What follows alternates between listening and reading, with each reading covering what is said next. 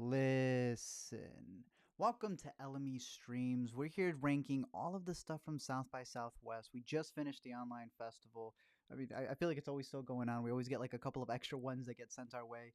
But pretty much we have all of the movies that we saw on the online festival this year. It started off a little rough. I'm not going to lie. It was a little glitchy. It was also interesting because even covering up, leading up to it, one of the big things that we realized is that you don't really have the chance to get tickets here. So I feel like a lot of people don't know about the movies that are playing here because when you buy a pass, as we talked about, you don't just get the film festival, you get the music festival, the comedy festival, the VR. So it's like $300. The cheapest it was probably 150. So Yeah. when you're looking at the film festival stuff and you're realizing that not a lot of people who are Charlie XCX fans are selling out the show, and there's still like a bunch of Demi Lovato. Like Demi Lovato tickets were still available to like a minute prior. You realize it's because fans would have to pay $300 just to watch one movie. Like they're not they're not here to watch Ninja Baby or Mao or any of the documentaries. And then all it comes down to how they kind of sell the tickets. But nonetheless, we were able to capture probably The majority. the majority, I want to say. So we have a list over here that we're going to be breaking down, getting some of y'all's opinions on some of the movies. I see some people already saying that the Fallout best film, says Brandon. I have it high. I have it pretty high as well. But I'm going to be ranking everything in terms of the narratives first, just going down from the best to what we gave as stream hits, then from the docs, our combos down to the stream hits, and then a couple shorts that Alina was able to catch since I believe she saw all of them. But let's get right into it. First off, and I'm still kind of jumping in between these over here, but I like doing the live streams just to log what we got right after finishing the festival.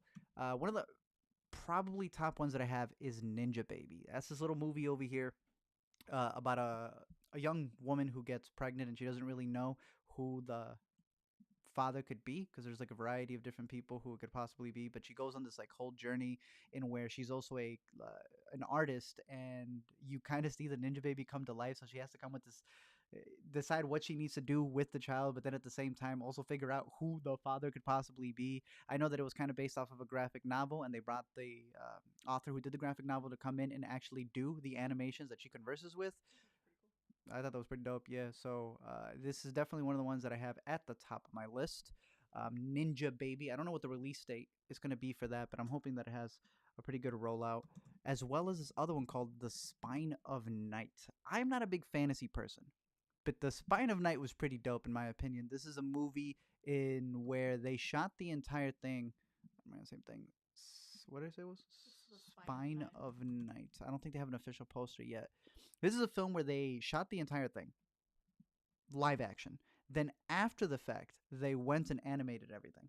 That's dope. And like I said, it pretty much revolves around these like flowers that help them get these like special powers. And when the people who are at the top realize this, they kind of try to take it over. I really enjoyed this one. I'm actually pretty high on it, surprisingly. I feel like this is more of a niche thing for people, but I want to see a live action version of this. I want this to like go places. I thought the action was pretty dope. I thought they went like super violent on some things that I wouldn't even know how they would do it unless they had a really big budget to go live action. That's what makes the animation just That's what makes that the much animation better. super dope. Yeah, and then the voice cast is stacked. You got Richard E. Grant, Lucy Lawless, Patton Oswalt. Like Patton Oswalt's the only one who kind of he stands out. Like when it's Patton Oswalt. I was telling them when we were recording Intercut that we were watching Modoc, um, the Marvel one. We got it a little bit early. I Yes. don't even know if The Hulu. it's on here. The Hulu one that's going to be out there, and he plays kind of like an Adult Swim robot chicken Marvel character. It turns out it's by Seth Green as well. The show. That is a voice. That's voice acting that he should be doing. I believe he plays like the king over here. That's probably the only one that stood out to me. But Lucy Lawless is fantastic as the main character. And yeah, this was one that I would highly recommend because usually these aren't up my alley. I ended up loving this one. Moving on to the next one over here, we have The Fallout. Brendan was just talking about it. This is a movie that comes from Megan Park, who, if you don't know, she did a lot of acting before this. In particular, she was in Secret Life of the American Teenager. Was she? And who's the lead in Secret Life of the American Teenager? Shane Woodley. Shailene Woodley. And who's in this movie? Shailene Woodley. She plays the therapist. This is a really, I don't want to say it's, I mean, it starts off very intense, but it's a coming of age story in where these three teenagers, these three high schoolers end up in the bathroom stall where outside in the hallway, a shooting happens, and it's pretty much them having to kind of become friends. They kind of like unite, and they're trying to get through it. And it's a very interesting way of looking at it, not just because it does a good job at putting you in the perspective of these teenagers from this time. They're doing TikTok dances in the back. There is the little sister who kind of sees the whole situation differently because she's someone who's growing up in an environment where it's like, yeah, this is on the news. This is I see this on the phone all the time. This is yeah, it's just a part of the bit. And now my sister's involved in one of those. It's the sense of the title of like the fallout. You survive this terrible event, and now it's okay, I'm grateful I'm alive, but so I have all these feelings, and it's all their feelings and how they deal with it. And I thought that they did a great job. Jenna Ortega, I think, is definitely going to be. I mean, she practically is already a star. Like she's had all Mm-hmm. these like little roles, but like to become a household name. Like Yeah. obviously she's in Yes Day. People, I think, have been liking that one over on Netflix. She's been in a couple of different things here and there, but this is the one where I think people are gonna like start recognizing her as a movie star. And she's got one hell of a career ahead of her. I mean, she already killed it in season 2 of You. She's already been in a bunch of other stuff, but Julie Bowen also plays her mom, and I think that there was a really good scene in there that I thought was dope. Um, and Maddie Ziegler was getting Yes. was getting a lot of garbage for some of the other stuff that she's been in particular. Um, she was promoting this movie a lot online. Ended up being pretty good because I was just getting a lot of Yeah. hate for it because she was promoting this while ignoring the other one that she did no promo for. And I'm glad that her dancing doesn't overtake any of at least this role in Mm-hmm. particular. You know, not anything produced by Sia, but this role in particular, her dancing wasn't like her main focus of her character, No, which I thought was fantastic. yeah, It's she just like actually gets to be being something somebody else. else. Yeah. But yeah, that was one that I would highly recommend. Put it at the top of our list, along with Violet. Violet is a movie in where it takes place um, in Hollywood. I want to say you're following this executive who kind of has this turmoil that's happening in her head. She's got a voice that's telling her all of these negative things over and over and over again. Voiced by Justin um, Thorough. I was about to say Trudeau. We are talking about the confusion of not knowing the difference between the actor and the prime minister. Justin Thoreau, he voices the voice in her head who's always telling her all these negative things, whereas all of the positive things and the things she's kind of worried to say out loud are done in text on the screen. So it's kind of like this little font that you see going on right here. And anytime she's hoping that she could say something, the voice kind of overpowers it. It comes from Justine Bateman, her brother. Many of you may know is a Jason Bateman from Ozark. But she's done a couple of shorts. I think she's done way more shorts than what's on here. But this is her directorial debut. Absolutely killed it. I thought it was fantastic. There are moments, there are elements where, obviously the part of the voice and the text on screen and even the red tone that sometimes takes over when she's getting very frustrated or Mm-hmm. baffled, you would think it's overpowering at some points, and I think it will be for a lot of people. I thought it worked exceptionally well. I know this was one of your favorites. I think you even have it higher on the list. But I really liked Violet. I don't think anyone's picked it up yet, but I would highly recommend it. Another one is Here Before, right? That's what it's called? Yes. Here Before. I was hearing some mixed things about this one. People were talking about how this one doesn't really stick the land. This sticks the landing completely. Oh my goodness! So you pretty much have Andrea Riseborough, who you should know is a festival queen. OG. OG, like she always kills it at Sundance, but in this movie right here, she pretty much believes that her next door neighbor's daughter is her daughter who she lost, reincarnated in some way. And you kind of start following the storyline in where she wants to really take care of the daughter, wants to pick her up, wants to do all of these Think different she's things, not being invite her. cared for Yeah, properly. all of these different things that arise from that then it becomes like a domestic dispute that happens not only within her family but obviously with the neighbor. It climaxes into something that I thought worked very well. It's a little bit of a slow burn, but I thought that the performance by Andrea Riseborough and even the daughter as well, fantastic. Andrea does this one thing with her eyes where she just stares at the camera, and they take advantage of this one here. I don't know if you said it was CGI, how big they I got mean, her it eyes to has to be. be. Like, how do you make someone's eyes that big? Yo, I don't know. They said what's her name and Emma caused herself to bleed right out of her nose, so I'm pretty sure that Andrea can do something with that. I highly recommend this one. Right now, I'm kind of leaning towards a 4. I want to rewatch it again after you Mm-hmm. finish it. There's certain things that you want to detail back. I'm gonna give it a 4 right now. I may go back down to 3.5 3.5. depending on how it delivers on a rewatch, but I'm positive on it. I really enjoyed this one. Here Before. Another one that I really enjoyed was Bantu Mama. This is, I want to make sure I get it right where this comes from. But you pretty much follow this woman who is trying to deal drugs, gets caught, but she's able to escape and then ends up in another household that deals Yes. drugs. Except they don't have any parents. It's a bunch of kids, and she needs to find a way to get out of there. But then at the same time, kind of becomes a protective mother to these kids who don't have anybody.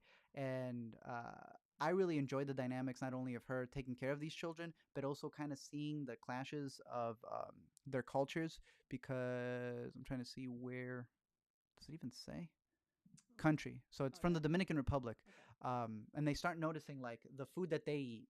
Well, she eats that as well, but A little it's called different. something else. Yeah, the phrases that they use, they kind of say it like this. I really enjoyed that aspect of the story, and I thought that it was told very well. Love the ending to it, and it's a pretty solid movie. I don't know what else to say about it. Bantu Mama. I don't know if this has a release either, but if you are interested in it, highly recommend it. Moving on to some other narratives. Gaia. This was one that Alina saw first. I saw a little bit of what she was seeing, and I had to go check it out for myself because at a certain point, I started wondering if this was going to get copywritten. This is a movie in where a park ranger loses a drone, goes in to find it in the woods, finds this like society, this little village, this little group that has kind of moved away from society. Yet there are these like clickers, literally from The Last of Us. Someone here I know had like a pretty popular review. I don't know where it went. Naughty Dog came in, probably took it out.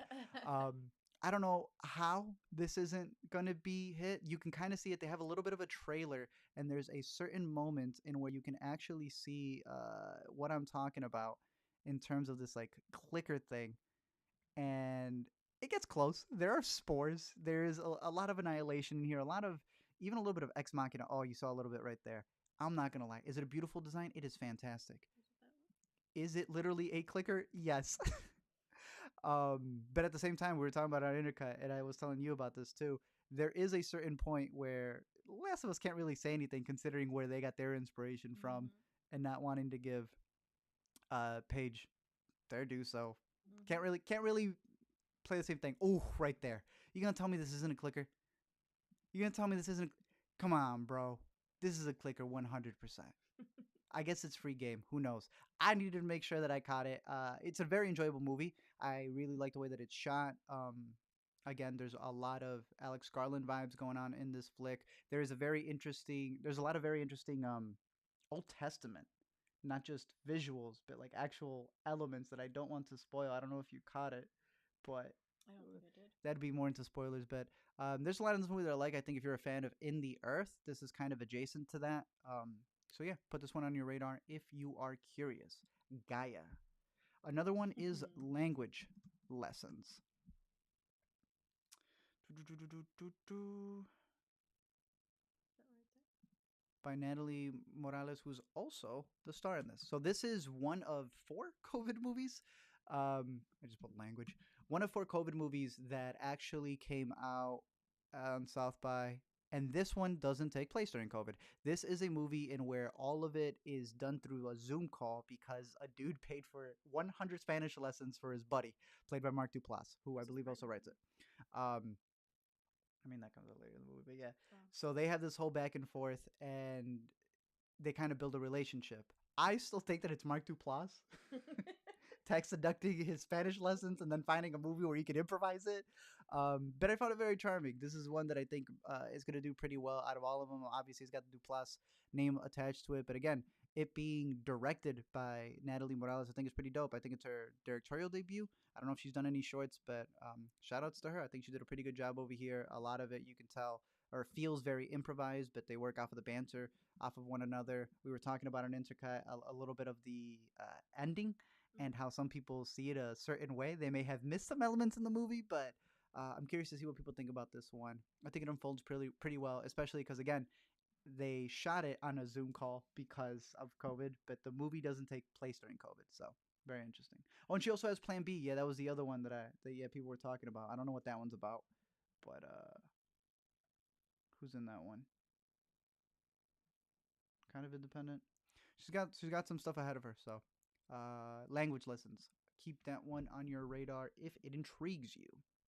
Let's see. You might So even learn some Spanish. Lo siento. Oh my gosh, the amount of times you said that. In between girl, Alina. This one I'm putting it in tags. What's going on here? In between girl. Where do you want to start? I have no idea. It's not even popping up. Talk about it. Well, You hated it. well, okay. I didn't hate the movie. No, you liked the movie. You hated the guy. I hated the guy in it. I hated the emotions it brought out. So I guess it was successful in everything that it was doing. What am I logging in here? In between girl. Do you need the director? Do you have it on? I like the cast. I like the friendship that later sprouts on between the two girls. I just don't like the dude. You know, Very effective. So, very effective in everything that it did. yeah. So you're following this teen who's not just going through parents' divorce. That's true. Not only has a mother who's white, so she never really connects to all of the other stuff that she's dealing with, but she has also got a friend who decides to jump through her window and start a relationship while he has another girlfriend. It reminded me a lot of Banana Splits, another movie, one of the first movies that we covered on these LME streams. But I thought this was a pretty solid movie that I hope gets a release, kind of like we were talking about for Black Mass, Black Marvelous Black Hole that we Yes, said used to go Marvelous on Black Hole. Netflix. Obviously, she is like way younger. I want to say she was, if not early high school, in junior high. This would be the next step in that evolution of going through a divorce and making sure that, well, one, she in Marvelous Black Hole should not be talking to strangers. In Marvelous, I think she was like early high school. I want to say this is like mid high school. This is mid high school. I thought she was like a junior or something. But yeah. yeah, I thought it was pretty solid. Again, because out of a lot of the other movies that we saw, this one actually has teenagers who look like teenagers and not 30-year-olds who look like 30-year-olds, but they pretend like they're high schoolers. We really enjoyed this one, and I think it's gonna resonate with a lot of people. Sadly, but then at the same time, hopefully proactively. In between girl, and I don't know why it's still not appearing here. I guess I gotta add it this way. Gotta go the long way about it. Oh my gosh. Do you see it? Is it because I haven't saved it? Oh, probably. I gotta press save. Gotta press save first. And then I can add it. Or not? Maybe? What'd you name the list? South by Southwest 2021. I'm not sure. Oh, I think it's because it was not public. Is it not public? Your public list? I mean, it's still my list. Yeah, it should have been. It should still pop up regardless of. Okay, that's weird. Oh, well. Oh, no, there it is. All right, there you go. Hey, we got to log it. In between girl. Moving on to some of the other ones that we have over here. Right after In Between Girl, I have, to not get booted out, Effing with Nobody, a movie that is a movie within a movie within a movie within a relationship within a relationship within a movie. So pretty much you follow a director who is played by the director who also wrote it, as she's writing a movie within the movie about a romance and a relationship about her own that she's kind of faking in order to be able to do a test experiment type thing to break down what a relationship is. Well, then dissecting her own relationship, but then still succumbing to certain conclusions about a movie within a movie that's being edited as you're watching the movie. If that sounds like too much, it's because it is. This is right up my alley in the way that they're kind of like dissecting what a movie is, and specifically in this like relationship project that they're hosting. It's a lot. I will say that it is a lot because again, the same crew doesn't. They don't even change their names. They have the same names in the movie. But there are a lot of elements that I do like. I do think it goes way too overboard. You have those moments that they feel like, when you're watching a movie and someone wakes up from a dream, then wakes up from that dream, then wakes up from that dream. There's a certain point where you're like, all right, no more waking up. This does that in its meta-ness. I still think it's interesting. People should have it on their radar if they're curious, because Hanalina Haru, I believe is how you pronounce her name, gave it her all. I will say that. And one of the most interesting aspects is in the creative process in talking about at what point do you go too far in including personal stories? Yeah. Where do you draw the line? They did not draw a line at all. Up next, I have The Drover's Wife. You had the chance to catch this one? I did. I really liked this one. This is a Western. Go ahead, talk about it. Australian Western. It is a play, I believe, or what's the thing? It's It was a a short story, short then that became a book, then became a novel no or or yep, a short story that became a novel that then became became a a book, play, right? became a play in which the actress that you see here is actually in the play, and now she is the director And also and star. star. So, uh, She killed it. yeah, I thought she was really great in the movie. I'm a big sucker for westerns, and I really like the Australian backdrop that this has, kind of veering into the history of it as she's um, a wife who, or I'm going to call her mother, who doesn't have her husband. You don't know why. All you know is that someone who seems to be a prisoner, who is also a native from the land, appears in her farm, doesn't know what to do with him. Should she be careful with him? Is he going to be helpful? While at the same time realizing that maybe it is the sheriff himself who may be the bigger issue at play. I really like the way that it plays out. I was talking about how it reminds me a lot of. I'm always blanking on it. Nightingale? Yes, the There is a Nightingale. there is a trope there that I'm starting to notice in some of these Australian movies that try to cover its history. But nonetheless, I still thought that this was a very solid western, even though you can tell that it doesn't have the biggest of budgets to be this majestic sweeping western. They Mm-hmm. still sneak in some shots in there. They still have a lot of elements that I thought worked out really well, hitting the western points. Maybe sometimes a little too um, on the nose on some things, but nonetheless, I like that. I haven't seen the play, but I still thought it was pretty solid. Moving on to another one is Swan Song. Swan Song is a pretty funny movie. This comes from the dude who did Edge of 17. I believe it's called Edge of 17, right? What's the one Mm-hmm. with I guess he did not. Did he write it? Guess he didn't do any of these things. Produced it? Oh, okay. Man, I was on Intercut talking about a completely different wrong Edge of 17. I was thinking the other Edge of 17. Makes more sense then. Uh, Todd Stevens called this a love letter to not just gay culture, but to a specific man who he knew who was a hairdresser back in his Ohio town, I believe, who was like the talk of the town. This is a person who always was living their lifestyle the way that they were living their lifestyle. And here you have Udo, who plays the dude who is going to go do for a woman's funeral. She has a specific haircut that she wants, and only he can do it.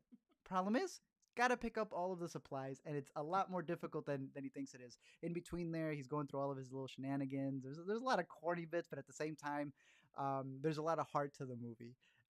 There's a lot of not just old acquaintances who become an issue. Um, but as he was saying in a lot of the Q&As, he really sees the new mainstream that has accepted gay culture as a completely different form. There is a completely different outlook at it when you're not going through the same things that they were going through back in the 80s, back in the 90s, even way before that. There was another, I don't know if you have it at your top, World Trade Center, or was it World Center? Trade Center? Trade Center.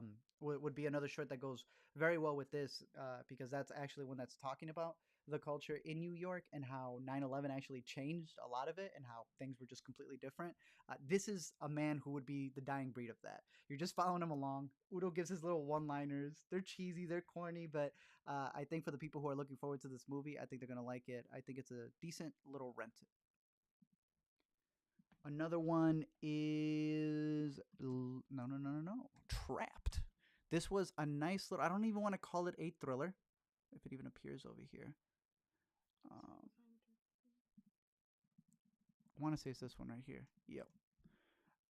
But this is one where you follow a bunch of women who, in a sense, are trapped in this town because of their religious uh, upbringing. Yeah, right there. Oh, no. All right, yeah. Trapped revolves around a member of women from different walks of life whose destinies are tied together, being all under one siege. As the events unfold, their own personal stories reflect on a far bigger siege that depicts the shackles imposed by a patriarchal society. This one starts off really tense. You have this woman who's just running through the streets, ends up in a place where the dude right in the front, he doesn't know whether to call, but he also doesn't want to help her. Hmm. And you see a variety of different perspectives and where these women are either trapped inside of a um, like an apartment building or they're in this sauna place right here. And I thought it was very well told. I believe this is the first one that was submitted. This was I think the only Egyptian movie, and they may have been talking about the first Egyptian movie to have been submitted to South by. So I know they're very happy about that. Sadly, they didn't get the whole theatrical experience, but I think this was a pretty solid movie. I don't even know what genre are they pitching this as. I guess a drama. Yeah, it's got a little bit of a thriller element at the beginning, but this is one that I would give a rent it to. So if you're curious in catching this movie, put it on your radar. And What'd you have? Oh, The End of Us. Thank you. The second of our COVID of movies. our COVID movies. The Surprised me. Look, I liked it. A lot of people are going for the other COVID movie that I have coming up next. I enjoyed this one. You have a couple. They kind of work in the film industry. They break up. COVID happens. Homie's got nowhere to go. They decide to live together. He just moves into the living room, and they have this entire 30 days, crazy. I feel like it was like a couple of months. I think Amanda put it best. She called this the type of comedy that is very not conniving. I forgot what word she used. It's like the way that they talk to each other is very much like condescending. condescending. That's what she said. It's a very condescending comedy.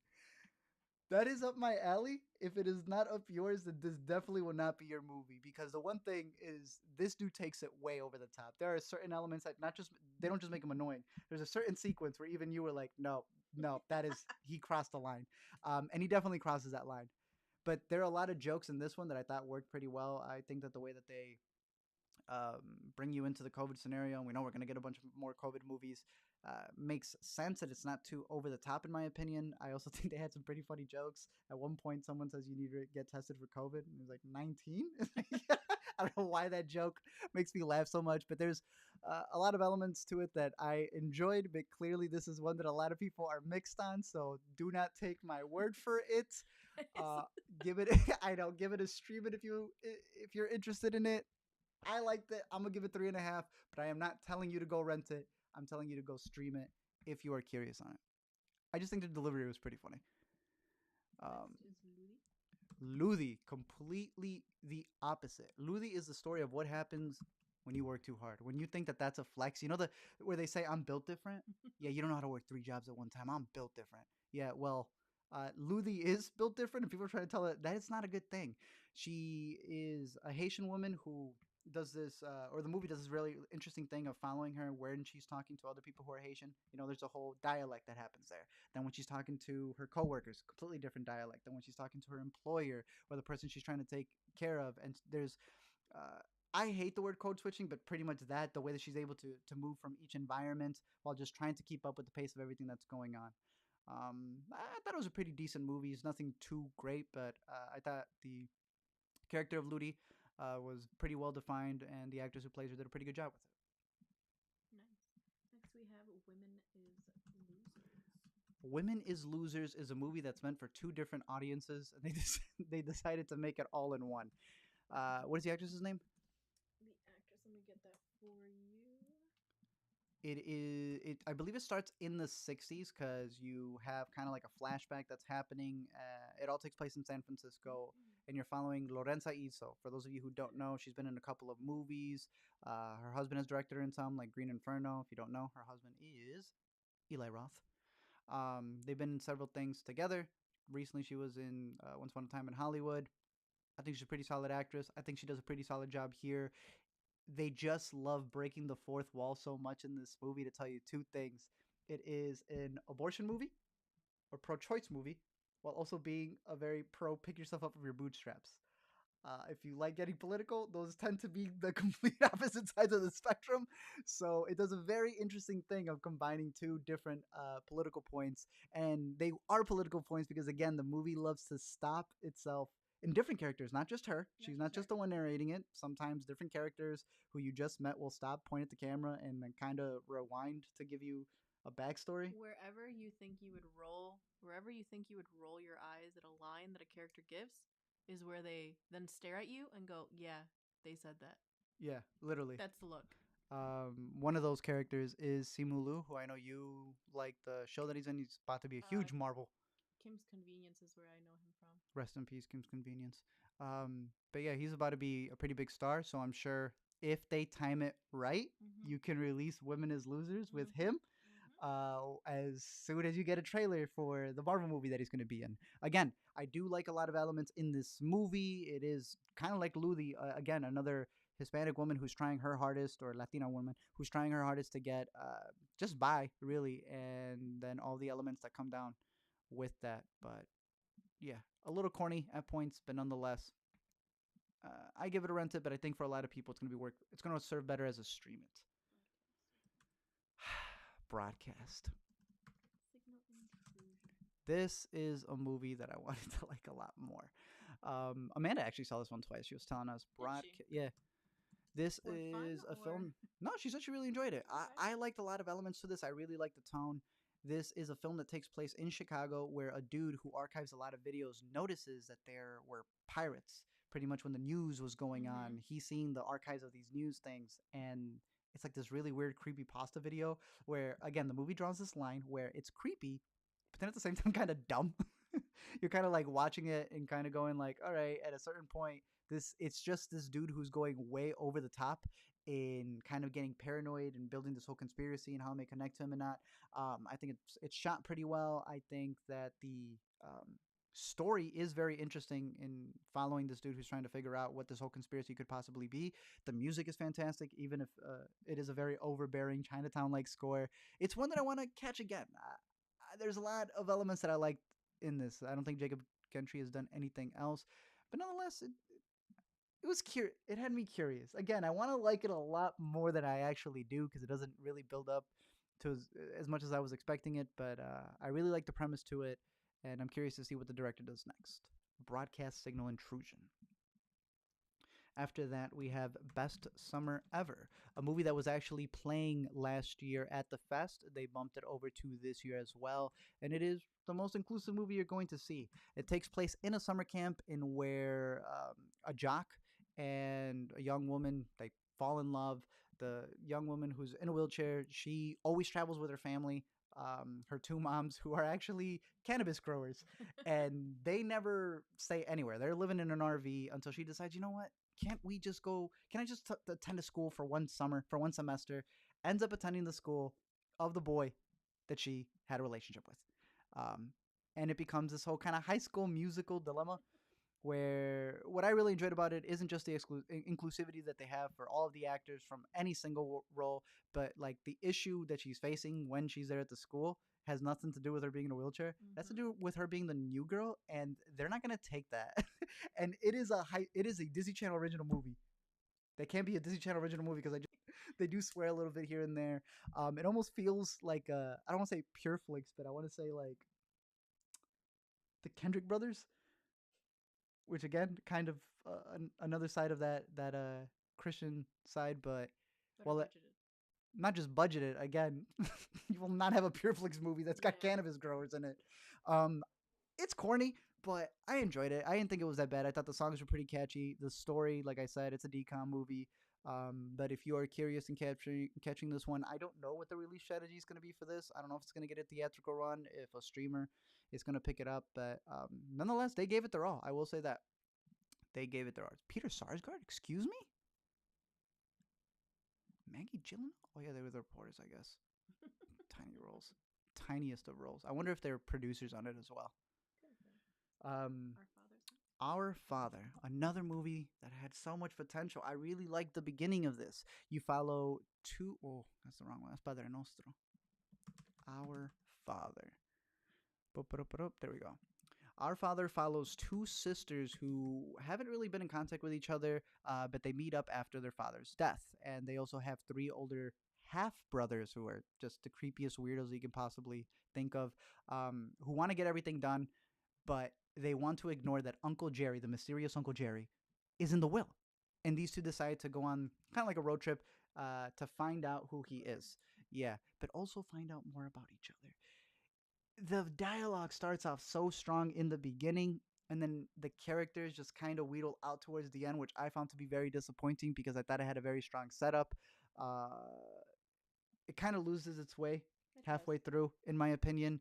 But I am still very curious to see what the crew is going to do for the next one because, like I said, there are elements of it that I really liked when it was their banter back and forth, especially between the sisters. That is our fault. It's also pitched as a comedy. I think that's the problem. Mm-hmm. It's like drama and comedy, and I don't think that they did the line just well enough. Recovery. Recovery is the other one. Our final, right? Our final COVID movie, if I'm not mistaken. We may have another one. Yeah, no, we do have one more. But Recovery is the comedy road trip movie in where, again, two sisters need to travel, I think it was cross country, in order to pick up their grandma, The grandma. who was in a nursing home. And if you know anything about nursing homes And COVID. in COVID in 2020, yeah, they're pressing the gas pedal to get there.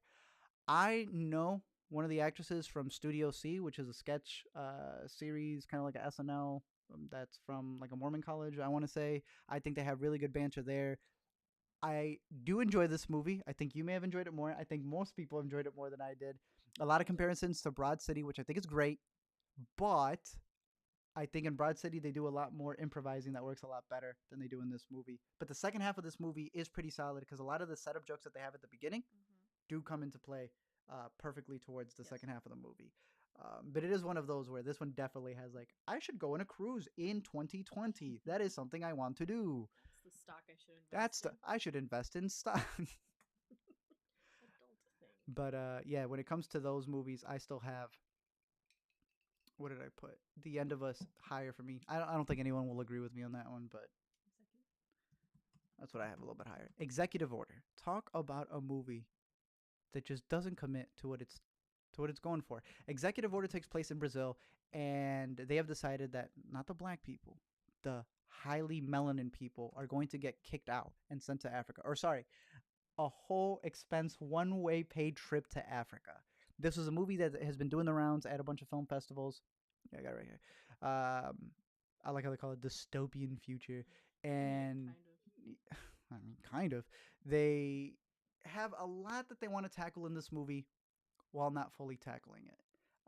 I think the subject matter that they're covering would be a lot more violent. It would be a lot more like New Order, another movie that has order, and another movie that takes place in Mexico.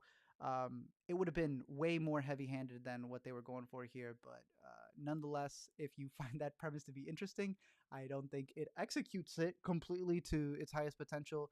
But it has some interesting elements there, but then kind of falls apart at the end. I thought the ending was really dumb. Like, really, really dumb. Yeah, I would have preferred a different ending, but that's just me. Same. All right. What else we got? Next one is I'm fine. Thanks for asking.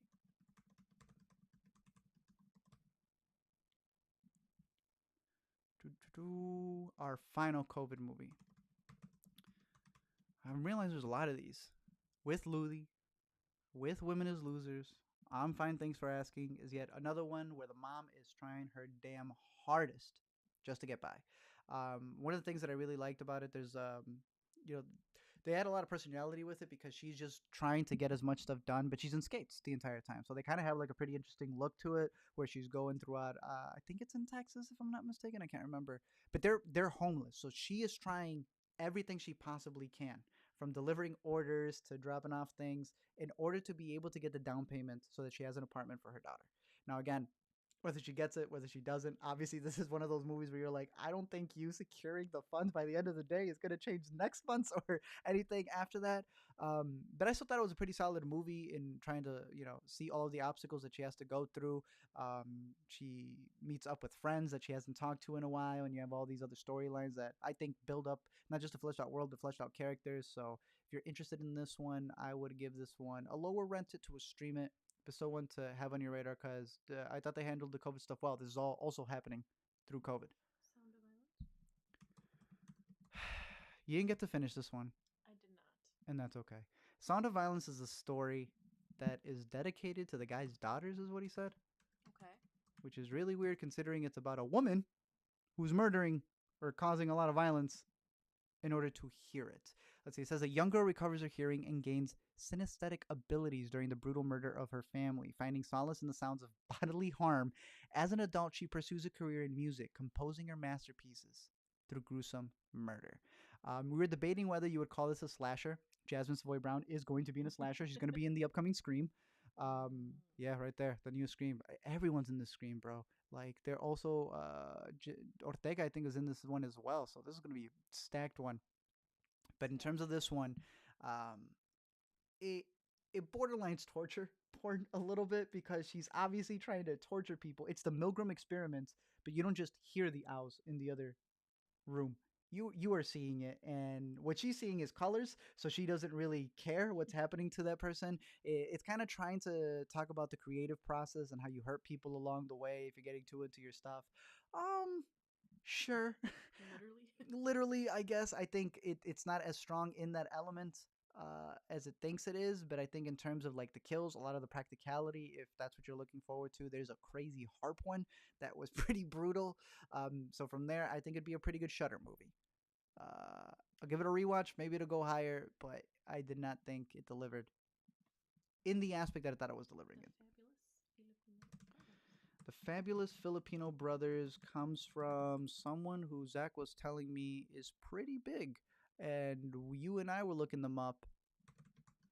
And even their niece was in Birds of Prey. Yes. I want to say it's Brasco is the last name. Yes. Vasco. Yeah, so pretty much it's a whole group of brothers who are actually related in real life. They've always talked about how no matter what they're always trying to do, they end up playing Mexicans or another Asian. They're like, no, we want to play Filipinos. Hell, we want to play our own Filipino brothers, and they're all playing variations of themselves. These very characterized versions of themselves. It's broken down between the brothers and the craziness that they go through. Uh, Not all the jokes landed for me. A lot of the jokes rely on it being something like super in your face, like oh no, the twist is that you may be related to this person that you were kind of hitting on, or oh, someone may not just be dead, and that storyline is done. Um, but if you're into the zaniness, if you're into Dante Brasco and the other stuff that he's done, then sure. I believe he was the actor in Hook, is what Zach was telling me. Yes. So if you've been following him since Hook, Oof, there you go. He's directed a movie. If it's up your alley, definitely give it a watch. What else we got? Next one is Paula or Paul Dudes. Paula, dude. Paul Dudes. Now we're reaching, obviously, so we'll go through these a little bit quicker. All the ones that I kind of have at 2.5s, I give all of these kind of stream it's. Paul Dudes, I'm not even going to search it up. Paul Dudes, as you can see down here, is the worst version of Spree. He is trying to record things. He's not necessarily live streaming everything that he does, but he goes pretty much on a rampage. I don't know. You can call it the British comedy that's just not up my alley. It didn't do much for me, but it's this dude who has a very deadly lunch break, as it says in the title. Witch Hunt is a movie that talks about what if witches were illegal, And witchcraft was illegal. and we took actual illegal storylines that are happening at the border right now and then just combine the two. It also goes into kind of an area of hiding some People. witches in The walls. the walls and floorboards and stuff. So it's very heavy on the metaphors. I think some of the metaphors are interesting, and then obviously it's going to spill over to a point where they become a little too overbearing. But the dialogue was a little wishy washy. It has Elizabeth Mitchell, who I always recognize from Lost. She's the mom who's trying to make. She's the mom pulling what's her name from Jojo Rabbit, Scarlett Johansson. Yes. You know, but there are elements in it that are a little too on the nose. But nonetheless, I think if this is out on Shutter, I think a lot of people will like it. They'll have a good time with it. And I've been telling you, what about those Adlin girls? They are coming up on everything, man. Yes, Yet another one. So if you're interested, if that story intrigues you, there you go. Witches if they were illegal. Off season also comes from the same company, I want to say, because I believe they both sent it to us. I'm not exactly sure who the people are, but they sent this to us with Witch Hunt, and I thought this one was shot way better. But sadly, the whole story isn't there, in my opinion. This follows a um, woman whose mother just died. I'm waiting for this to all load. Do, do, do. A woman whose mother passed. She was an actress, and she needs to come to this island where she's getting buried, even though she swore that her mother did not want to be buried on this island. The island at this point in time is off season. They enter it. They're kind of stuck in there. Her husband, also played by Joe Swanberg, who He's acted in a couple of stuff, but I know him more as a director. Like I like what he did with Easy.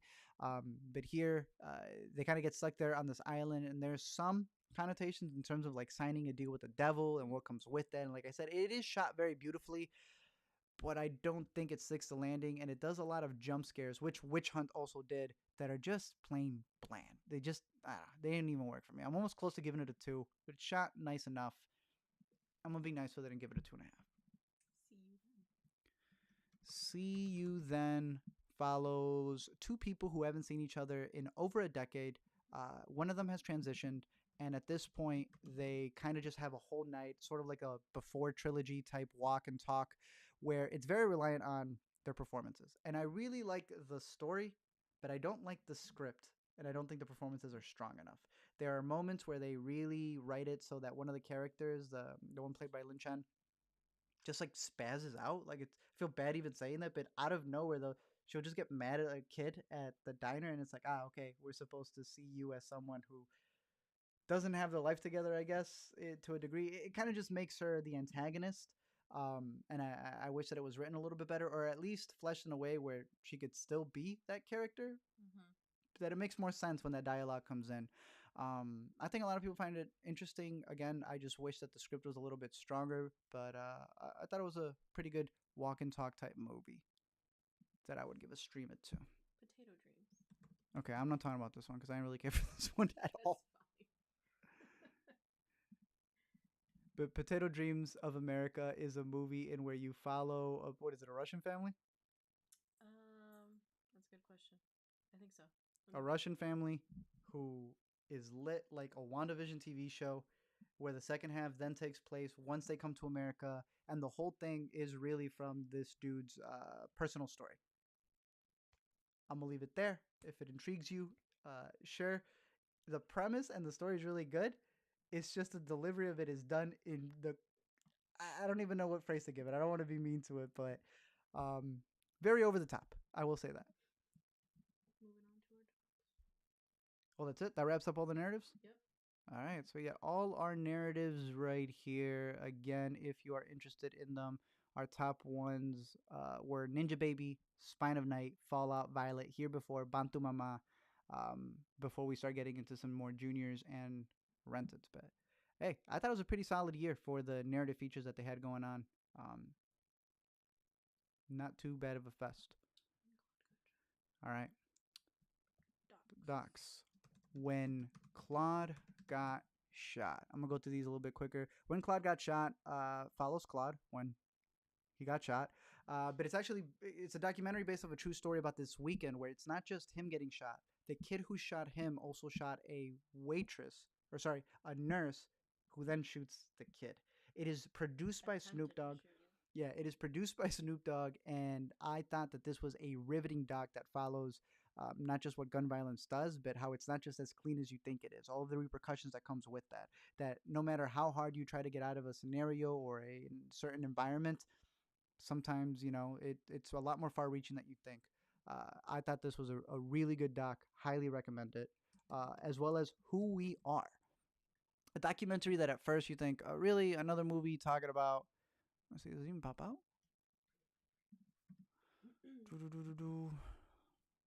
There we go. Who We Are, a chronicle of racism in America. You thinking, I don't want to sit down for a history lesson. Yo, the man, if you can pull up the guy who does the entire narration, should say in the description. Jeffrey Robinson. It's his talk that you're seeing that he's done across the country, intercut with a bunch of him going out into these museums and learning about uh, just the artifacts that were used during this time, but then also just talking to people on the street. I thought it was very effective. It does a great job at connecting things that you're like, damn, that is not as far removed as we think it is. Highly recommend it. Put it on your radar. Fantastic documentary. Along with Woodlands. Woodlands pretty much said every horror YouTuber who thinks that they're going to be working on something, stop it. Cancel it now. Already Woodlands is the definitive over 3 hour. I don't even want to call it a video essay. This is a whole documentary about everything that you need to know about folk horror, all the way down to La Llorona. Yes. I did not think they were gonna get our girl in there, but they did. starts with the Wicker Man, starts with not just the stuff that you know about in the UK, but Salem and just different countries. It is an absolutely fantastic documentary that is well worth the 3 hours that it goes into. Highly recommend this one when it comes out.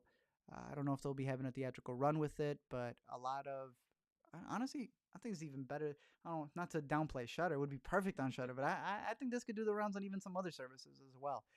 Very, very good documentary. Along with Dear Mr. Brody. Ooh, I'm not gonna say anything else. I'm not gonna say anything else about Dear Mr. Brody. just watch it. Just watch it. I saw this one twice. Do not search it up. Just go and blink and let it take over you. That's all I'm gonna say here. Next one is Clerk. This is the definitive doc about what's his name? Who did Clerks? Why am I blinking on his name? Kevin Smith. Kevin Smith. That's his name. Right? Yes, Kevin Smith. I don't know. Okay. I was like, why is his name's Kevin Smith? I was like, why does that sound like such a generic name? It is Kevin You're Smith. thinking, I was like, is it James? I'm like, it can't be James. Kevin Smith's documentary, where it's the official one. It's all from his perspective. He still takes the time to really look at himself and some of the stuff that you may consider a mistake when he might have failed, taken his L's, all that stuff. But if you've followed Kevin Smith, I don't think you're going to learn anything new in this other than some of the really cool home footage that he shows. I still really enjoyed it. I think it's a really good breakdown of his career, how he realized at one point that the people who may have given him his career when it came to Clerks were the same people who were like, nah, we're done with you. You're not as smart and as prestigious as we need you to be. And he realized, well, I don't need to be that. I just need to be me for the people who want to see me. Love that about the doc. Not Going Quietly is Great. honestly, it's a better doc than Clerks. That's not even close to it. This one won the grand jury prize, if I'm not mistaken. And while you could easily call it a what's it called, an advocate doc. I don't know what the phrase would be for it. Like activism? Yeah, like it's just an activist go do your thing type doc. Personally, they get into it because this is a dude who not only speaks for a living, but you see as the story progresses, him lose the ability to do what he's good at. Um, is it depressing? Yes. Not just because of the story, but it's just depressing how many doors they close on this man's face from the politicians who are like taking away his ability to even get better. Very frustrating doc, but well deserved of the award that it got. We Are as Gods. I actually checked out last year. I don't know how, but I was watching the doc and I was like, wait a minute, I have seen this. This is the doc I'm always talking about. We Are as Gods. And I sat through it again. It is a fantastic doc talking about, not just the ability to bring back and make sure that certain animals don't go extinct, but it is a documentary that really gets into the nitty gritty of how people really hate this man, and they're making a point where this dude Stuart Brand may not even see everything that he's worked for come to fruition because people. Every time he gets into a debate, people are like, "Really? Have you not seen Jurassic Park? Do you not know what could happen?" I would also put on your radar the movie Human Nature, another documentary that not just talks about you know extinction in terms of species and animals and stuff like that, but how these same things can be used to help people. We just came off what were we just talking about? Not Going Quietly. Uh, these certain things that could help if they were made legal for Like Sons of Anarchy stuff. yes, yeah, all that stuff. How it could actually help people with debilitating diseases and such. But this comes from a perspective of what could happen if we actually could bring back these woolly mammoths. And I love how they're just always making fun of him. Like, what's next? A pterodactyl? What are we going to be living in the Flintstones age? I don't know, maybe. But if we do, this man sadly will not be alive to see it. But I recommend this documentary. Very, very, very well done, doc. What else we got? We have Lily. What was like Lily topples the world. The story of Havish 5, who some of you may know on YouTube.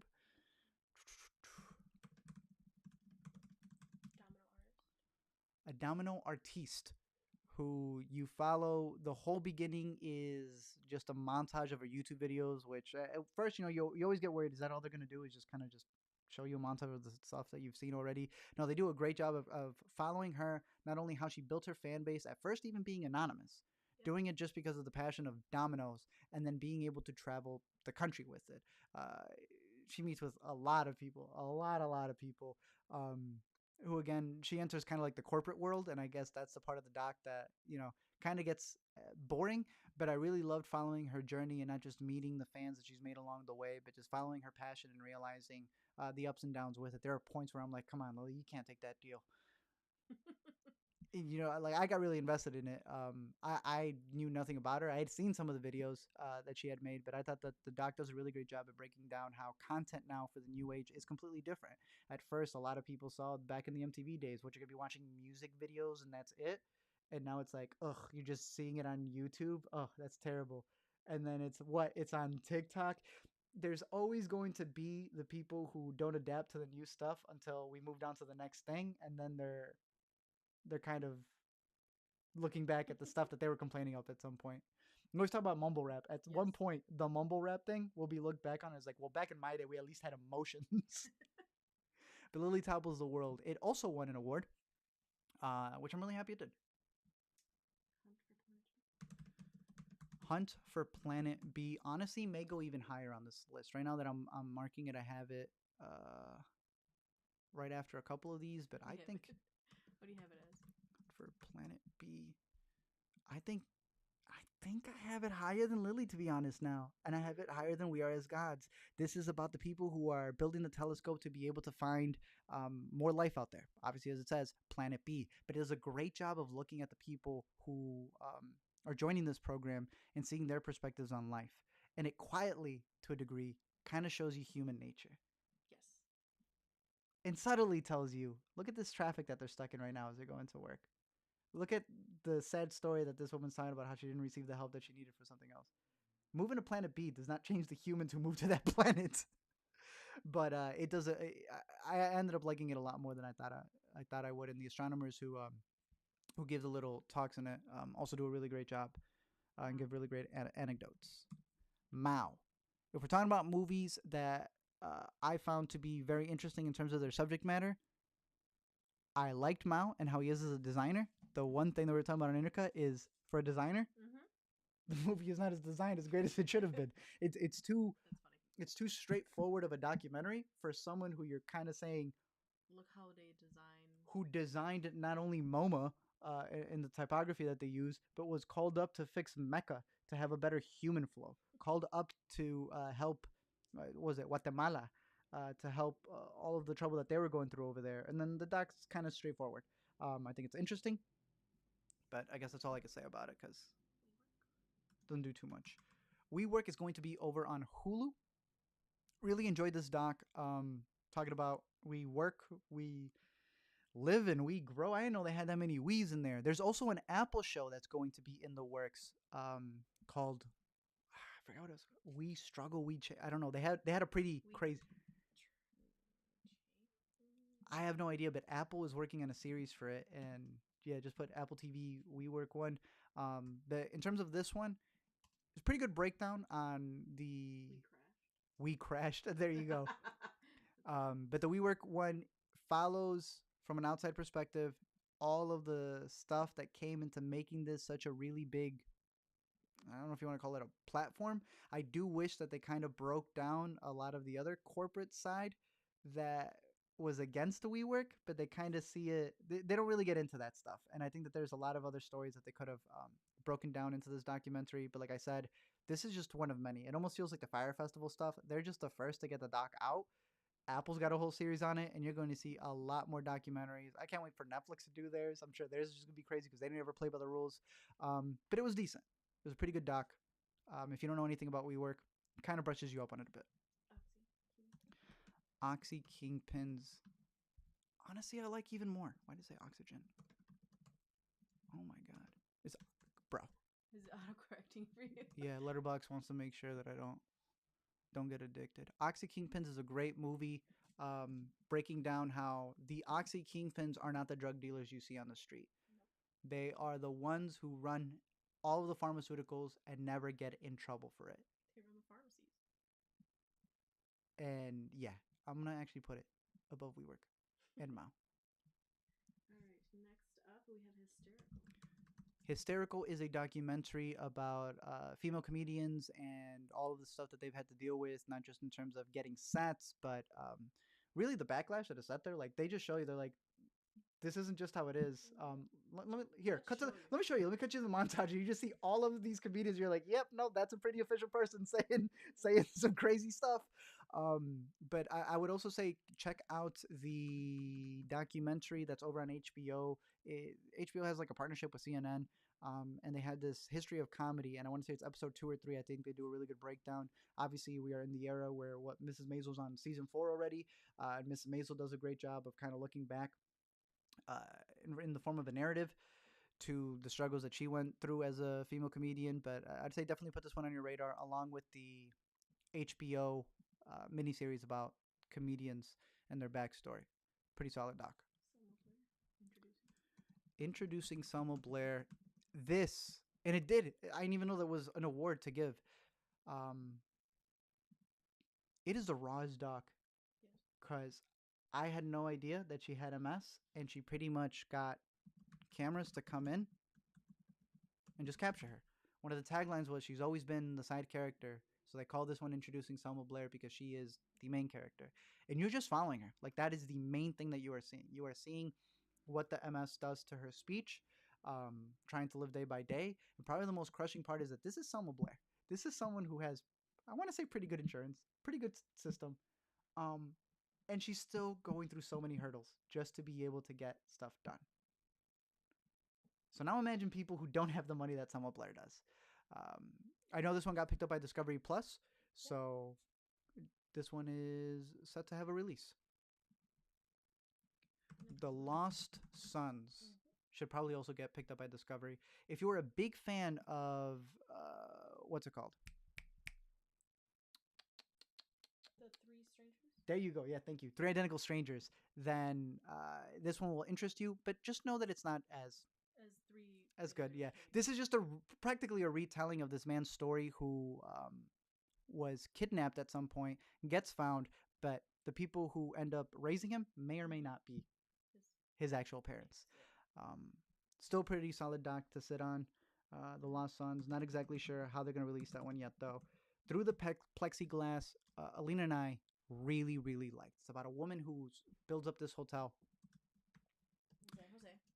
It's called the San Jose. It's in Austin, though, right off Congress, where if you don't know, there's a really big homeless population there, a lot of drug abuse, all these people who just need a place to stay, and she kind of built this sanctuary for them. Yeah, she was always asking for the money. Yeah, they left the place a mess, but she had this video camera and recorded all of this throughout those years that she was running it. Then she got money, and I hated the ending to it. But nonetheless, this is Liz Lambert's look back on all of the stuff that she went through in taking care of the San Jose motel, and you get some very interesting characters. Next up is Polystyrene. I Am a Cliche. It follows the daughter of this artist who looks back on her mom's work, realizing through all of the archives that she really was the influence for a lot of people, but sometimes you are the influence and you don't get the credit. I thought it was a pretty great doc. Ruth Negga does the voiceover for the daughter, so she's the one who's talking through the entire thing. But yeah, it's a pretty solid doc, seeing her rise as an artist and then realizing that she kind of goes through the struggles of having to pick. Does she actually go and become the artist that she wants to be, or a parent? And is that not kind of the thing that she's been fighting against this entire time? Yeah, I really enjoyed that one. Going through quickly some of these other ones. The United States versus Reality Winner. A story that talks about how, where is this not coming out? The whistleblower who called out some of the stuff from the election, from the 2016 election with Russia. She's in jail. The doc even brings in Edward Snowden, and that's when you know that things are getting real. But the one thing that I do wish the doc did was focus in more on the entirety of it, because it definitely is focusing on, getting her out. It's like a call to action. They follow her family. So if you're looking from the perspective of her family and getting her out. There is definitely that doc to catch. Pretty solid doc though. Demi Lovato, Dancing with the Devil would be up next. And here's the thing, she's got a lot. She's got Stay Strong, she got Simply Complicated. Dancing with the Devil is also going to be a YouTube original. She discloses a lot of things in there. I do wish, again, that you can't have a documentary be as unfiltered if the people are actually going to be part of the documentary. Mm-hmm. And I think that's a problem with a couple of these. That's why I think the Selma Blair one's so good, because she just lets you see everything.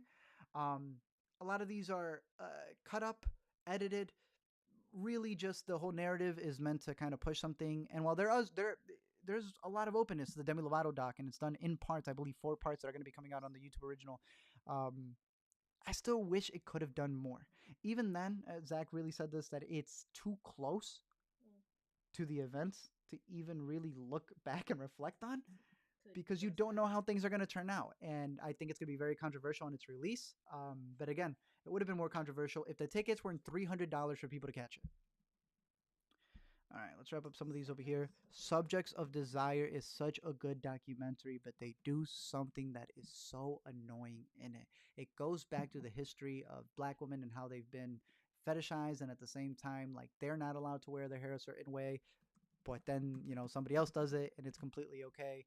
Um, but while I do think it doesn't tell you anything new, especially if you're a black woman, I think it's still a good lesson, a good documentary looking back at it. And then out of nowhere, they decide to have Rachel Dolezal as an interviewer. Not as an interviewee. excerpt. She is an interviewee who gets several lines and even gets an end credits, kind of like where she is now. I'm gonna leave it at that. I it's Spring Valley. so much good stuff. I don't know why they had to put it there. Spring Valley. Spring Valley does something kind of similar as well, in where you're seeing the perspective of everybody in this incident that happened in Spring Valley. I'm not gonna pull up the video, but a lot of people, if you search it up, I'm sure most have seen this, in where an incident occurred in where a security guard who has had prior grievances.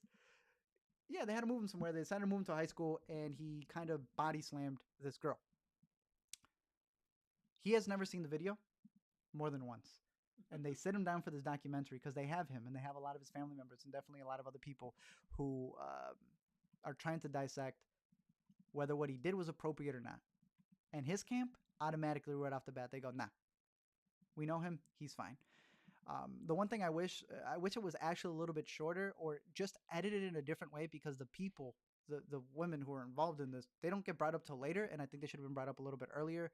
Um, but it's a pretty unbiased doc. I will give it that. They try to find everything, even as infuriating as it is to give people a platform to talk, when you're just like, nah, you really don't know what you're talking about. Um, Wrapping up some of the ones right here, we have Alone Together. We technically have 3 music docs just coming back to back to back to back. There's a Charlie XCX doc that talked about how she gave the behind the scenes to how she made her album during quarantine, which I thought was pretty dope. There was also Tom Petty, where hopefully it pops up right here. Somewhere You Feel Free. This isn't so much a documentary that's looking back on everything that he did as an artist, just the making of a certain album, one of his biggest albums. So I'd say if you're a fan, this is definitely one for you. Delia Derbyshire, along with Ayad, which both played in the Visions category, which I would say this is the closest to the next category that South by Southwest has. Delia Derbyshire is about the woman who made the Doctor Who song Mm. theme, sorry, and how she did it with electronic instruments. And because she was working with electronic instruments, nobody took her seriously, because they're like, what the heck are you doing? Obviously, she was ahead of her time, because now a lot of things are just electronic instruments. But it takes all these tapes that she had recorded on, and the director, this is why I don't really consider it a doc, but it is a hybrid doc. The director plays her and takes the influence from these tapes and kind of reenacts how it would have been when she was creating this stuff. Ayad does something similar, in where you're following this mother who leaves her child with the grandma, goes to Las Vegas, and then COVID comes back. Mm. Grandma goes, nah, you haven't taken care of your child. You can't see him. They're like, what am I supposed to do? Then they look at the audience and they go, I don't know. What should she do? And then they kind of break down how this is a movie about the actresses themselves leaving their kids behind in order to be able to pursue the thing. And then you kind of see like the script, you see the making of, you see the behind the scenes. The Visions category. I will give it that. Definitely not boring, but maybe not as effective as they thought it was going to be. But nonetheless, two things to have up Kid on your candidate.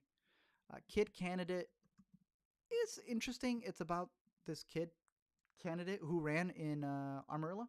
Yes, Texas. Man, do you hate the people who he's going up against, but at the same time, that does not mean that politics is a place for you to find your coming up story, your coming of age thing, trying to find yourself. And there is one of the interviewees who tells him, "You're not going to take this seriously. Then why the hell are you running?"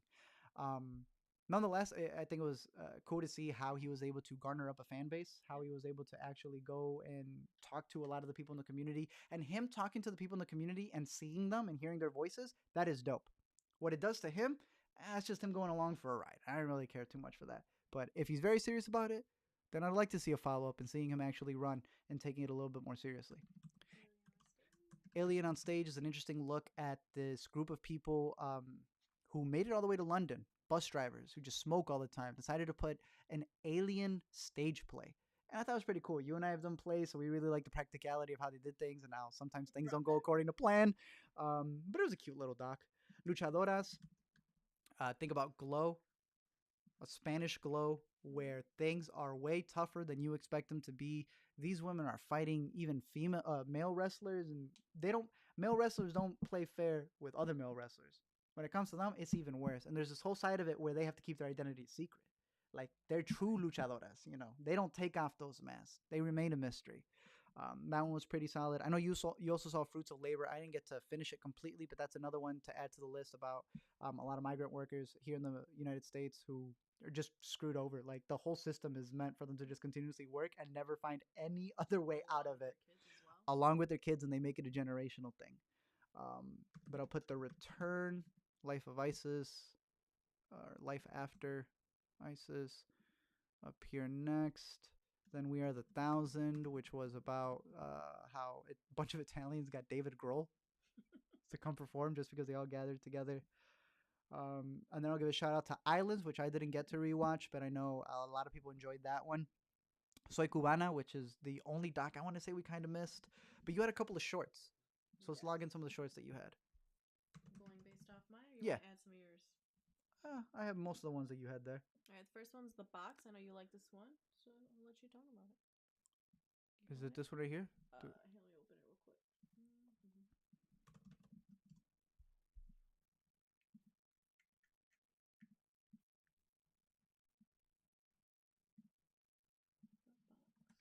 I mean, there's so many of the boxes. Oh my gosh! But yeah, it's this one right here.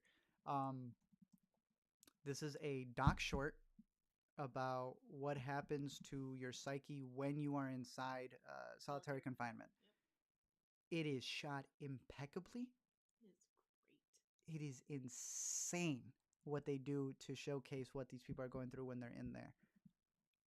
One of my favorites, to be honest with you. Highly recommend it. What else you got? I have Soak. Oh, Soak was fantastic.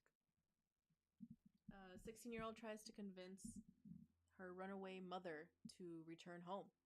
And you see the daughter, and then obviously she knows what her father's going through. You see what the mother's going through. And she surprised me at the end. Who, the mom or The daughter. yeah, I really like how I like the performance that the daughter brings into it because she's just trying. She's coming at it from the perspective that she's going to fix a marriage, not realizing that from from the parents' perspective, that thing's been long gone. But I thought it was a very powerful short. One of my favorites from the fest as well. One that I know you loved was this little one called Stuffed. This was Kickstarted. Kickstarted? Yes. Started?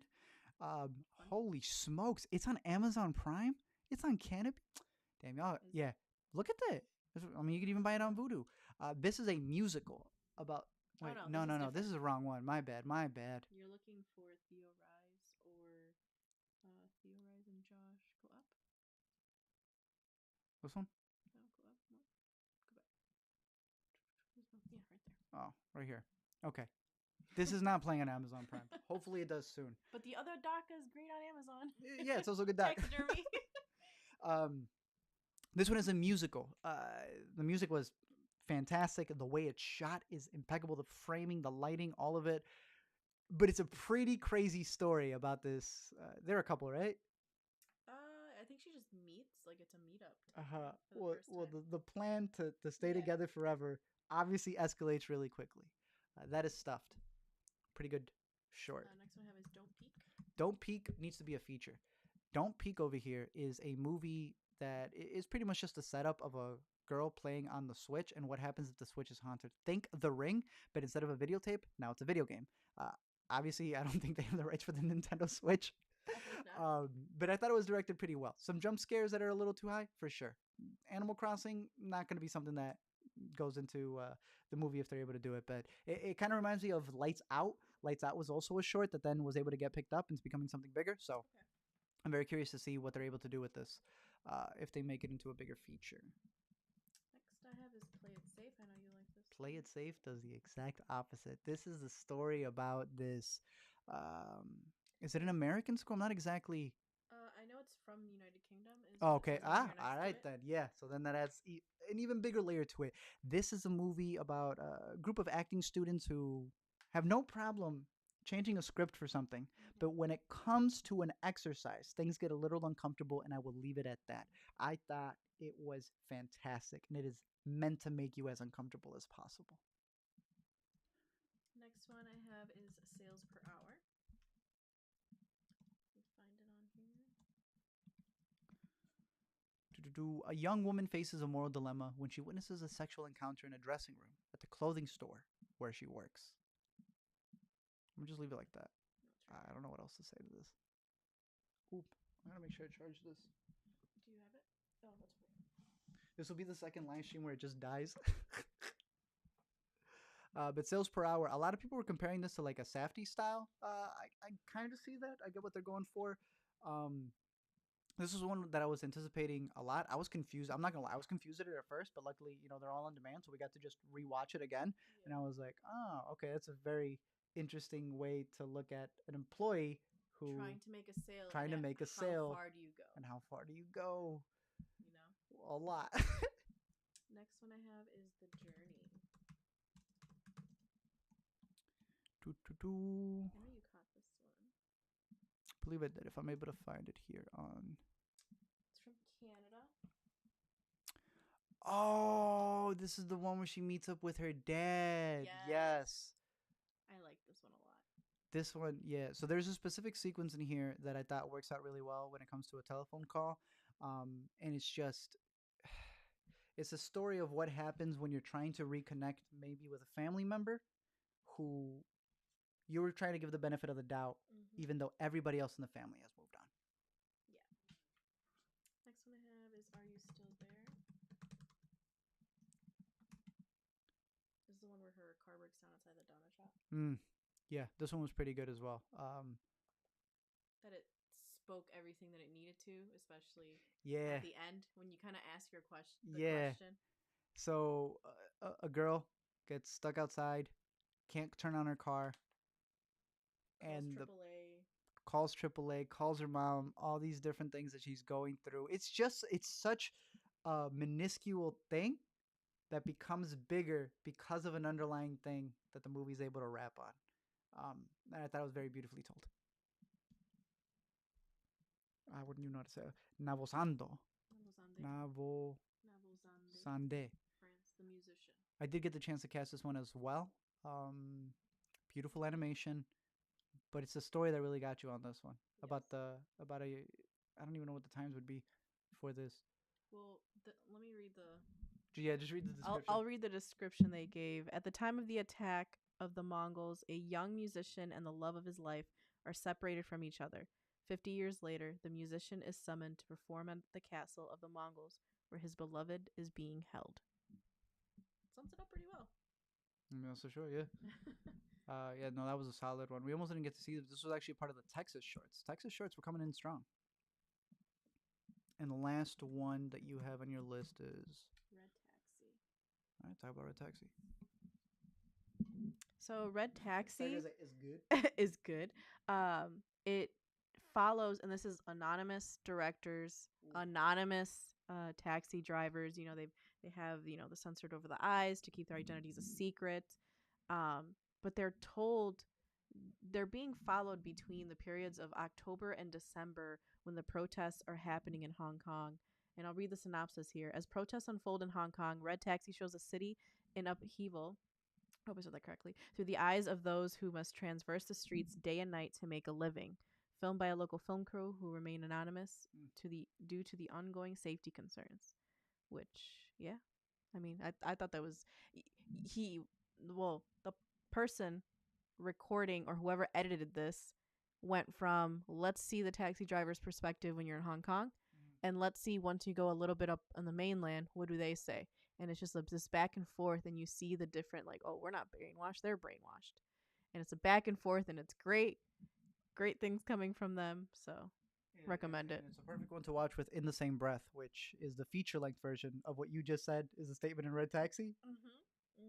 but but for multiple countries as well. But yeah, overall, these were a lot of the movies that we were able to catch at the South by Southwest Film Festival. I thought it was still a very solid film festival overall.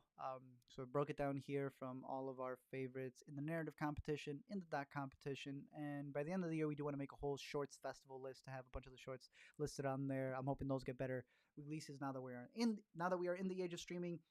Hoping to get an LME must watch for this. That's a lot shorter. We will be having an entire thing that we did with Amanda. Amanda says hi, by the way. She said, Tolina, hi. We will have a whole 2 hour intercut discussion that we had on this as well. Zach will be editing. But other than that, yeah, those were our picks for the South by Southwest Film Festival. I think the next film festival that we have, I believe, is Tribeca. I'm not sure how many other ones are going to be doing, like Chicago Critics, or if there's going to be some. I feel like a lot of the ones have pushed themselves to July. So it's going to be a stilted thing, and where people are now kind of trying to hold off. Do we pull the gun early and make ours virtual, or should we wait a little bit and then still get the opportunity to be able to do something?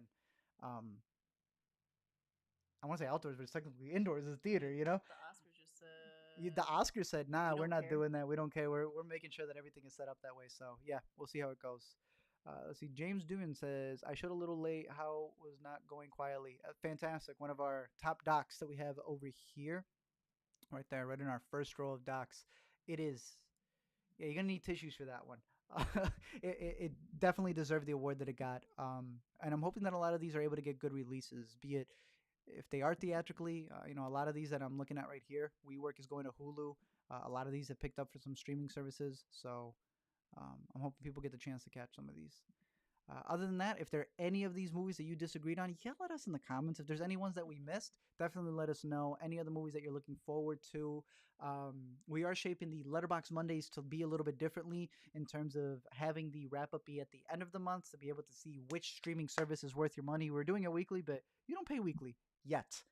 You pay monthly, and we're looking at all of the trying to make like a little lower third and such to be able to wrap up all the stuff of the month.